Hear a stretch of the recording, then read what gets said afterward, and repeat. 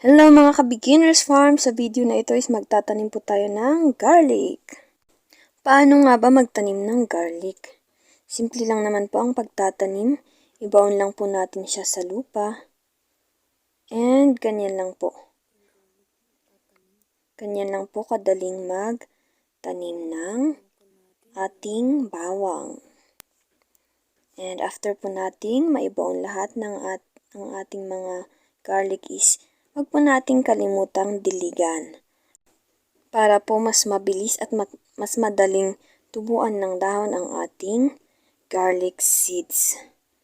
So, after 9 days, yan na po ang kinalabasan ng ating garlic seeds. Yung iba is tinubuan na po ng dahon, yung iba naman po is patubo pa lang ang kanilang mga dahon. Tulad po nito, patubo pa lang ang kanyang dahon.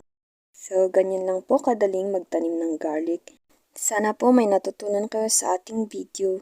And see you soon sa ating mga next pang video. Thank you for watching!